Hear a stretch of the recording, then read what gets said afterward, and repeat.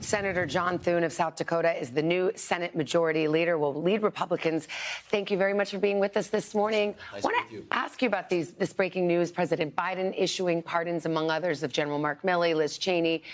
We just received a statement from General Milley saying he and his family are deeply grateful for President Biden's pardon and saying that he does not wish to spend whatever remaining time the Lord grants me in this life fighting those who unjustly might seek retribution for perceived slight. So that's really the first reaction we have from one of the recipients of the pardons, General Milley.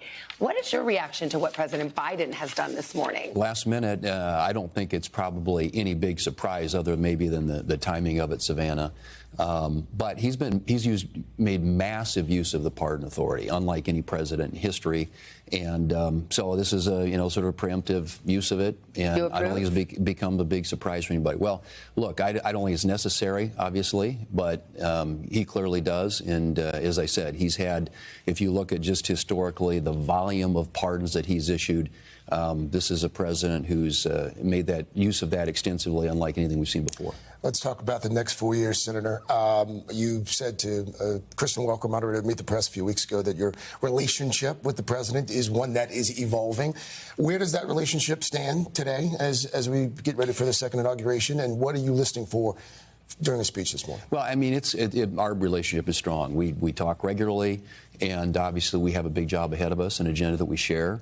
So as I listened to the speech today, we had the president speak to Senate Republicans yesterday morning over at the Blair House, in which he sort of laid out his agenda, talked about the things we want to do together. So I think it'll be the things that you would expect. It's going to be renewing American energy, securing the border, strengthening the economy, doing something with taxes and regulations to prevent a $4.5 trillion tax increase at the end of the year for the American people, and rebuilding our military. I mean, I think those are the priorities. And how we achieve that, of course, is something that we'll debate and discuss. But we're excited about the prospect to, and want to maximize this opportunity for the country. Well, now the Republicans control both houses of Congress, the White House, of course. We talk a lot about checks and balances in our system. Right now, it's one-party control.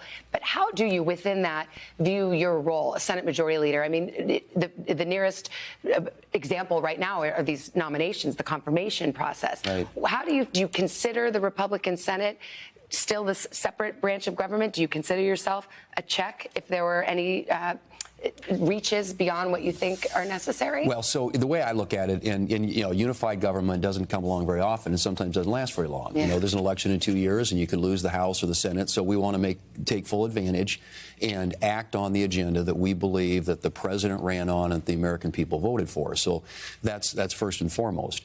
But with respect to the Senate, yes, I mean we are our own co-equal, independent branch of the government, the Congress, that is, and we have a job to do, and advice and consent is part of it. So we're going to take that role seriously. Our senators take that role seriously, Republican and Democrat, and we will. But we also understand that we have a job to do, and I think it was spelled out very clearly by the voters in November. There was a decisive mandate that was sent, and we intend to work with the president to act on it. Just real quickly, do you anticipate that the remaining cabinet nominees will be confirmed? I think they all have a path to get there. Now, some haven't had their confirmation hearings yet, so I always reserve judgment until they've come out of the committee, because that's where they get the hard questions.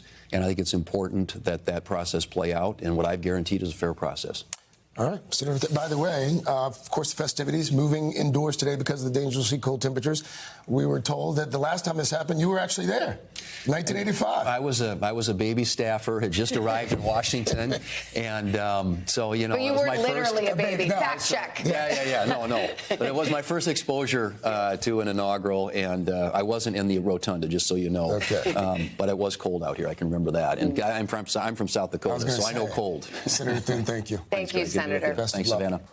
Hey, thanks for watching. Don't miss the Today Show every weekday at 11 a.m. Eastern, 8 Pacific on our streaming channel, Today All Day. To watch, head to today.com/allday or click the link right here.